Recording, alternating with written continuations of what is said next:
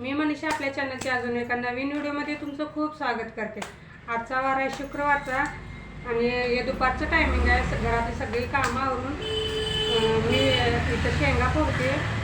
मला थोडे खारे शेंगदाणे बनवायचे आहेत, मग त्यासाठीच मी शेंगा फोडते। हे आमच्या घरच्या शेतातल्या शेंगा आहेत, त्याच मी आता इथं फोडते।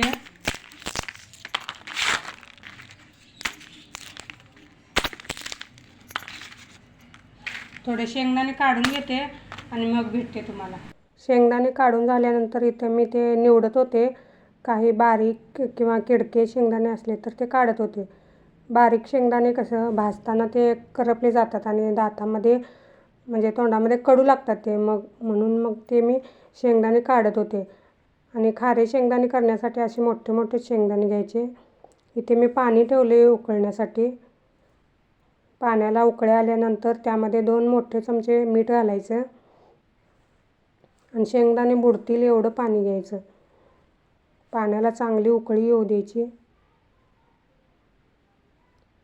पाण्याला उकळी आली ना, त्यामध्ये एक 2 ते 3 मिनिटं शेंगदाणे शिजू द्यायचे।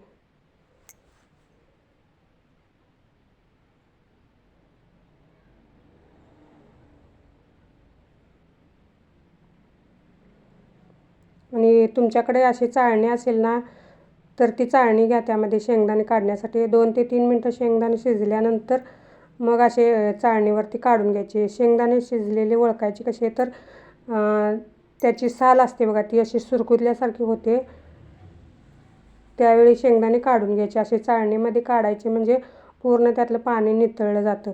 तुम्ही म्हणजे कॉटनच्या कपड्यावरती पसरवूसुद्धा शकता, पण मी असं ठेवते। असं पसरून एक 10 ते 15 मिनिटं असंच ठेवून द्यायचं त्याला, म्हणजे पूर्ण त्यातील पाणी सोकलं जातं। नंतर एक 10-15 मिनिटांनी असे शेंगदाणे बघा पूर्ण सोकले होते ते।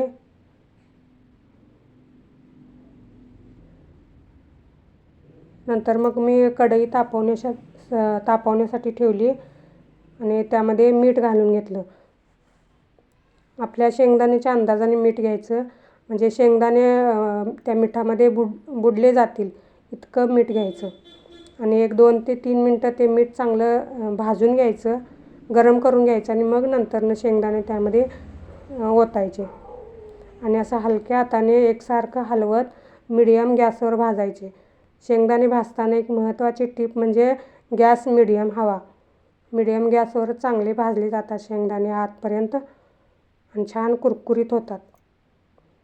हलक्या हाताने एकसारखे असे भाजून घ्यायचे। थोडा वेळ लागतो पण छान भाजले जातात।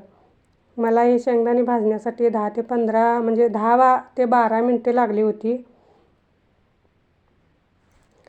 पण शेंगदाणे ना एकदम छान कुरकुरीत होतात। अगदी बाहेर आपण म्हणजे घेतो बघा असे विकत भट्टीत भाजलेले असतात ते, अशा ह्या पावसाळी दिवसात ना खूप छान वाटतात ते खायला। तर तसे शेंगदाणे होतात अगदी घरच्या घरी।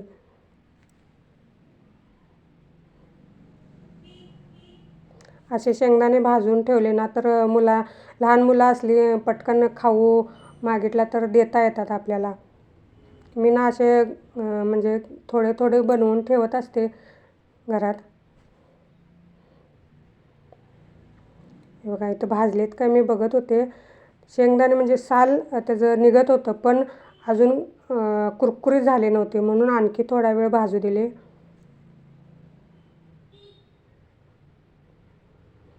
हे शेंगदाणे भाजत असताना ना पेशन्स हवा, म्हणजे खूप वेळ झाला म्हणून आपण गॅस मोठा करायला जाऊ आणि ते करपतात, मग ते नाही छान लागत।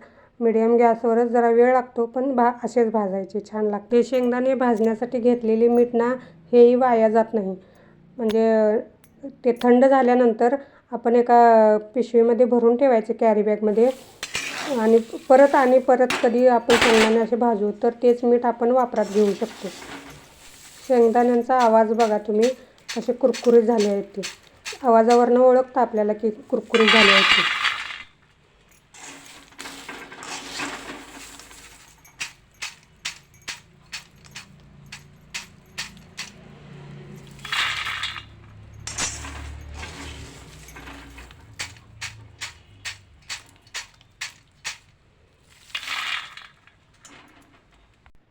शेंगदाणे बघू शकता तुम्ही कलर आणि हातामध्ये घेतल्यानंतर ना अगदी अशी साल पटकन निघली जाते. आणि हे मीठ थंड करून मी पिशवीमध्ये भरून ठेवणार आहे. शेंगदाणे तुम्ही बघू शकता, बघितल्याबरोबर उचलून खावावेत इतके छान दिसत आहेत. आणि असे जर तुमच्याकडे बरणी असेल तर बरणीमध्ये भरून ठेवा किंवा डब्बा असेल तर डब्बामध्ये भरून ठेवा, पण हवा बंद ठेवा. म्हणजे या दिवसामध्ये कसं वातावरण थंड असताना मऊ पडतात शेंगदाणे. असे जर ठेवले ना कुरकुरीत अगदी असेचे असे राहतात. आज केलेले खारे शेंगदाणे तुम्हाला आवडले का ते कमेंटमध्ये नक्की सांगा. आणि व्हिडिओ आवडला तर व्हिडिओला लाईक करा आणि चॅनलवर नवीन असाल तर चॅनलला सबस्क्राईब करायला अजिबात विसरू नका. भेटू पुढच्या व्हिडिओमध्ये. तोपर्यंत बाय.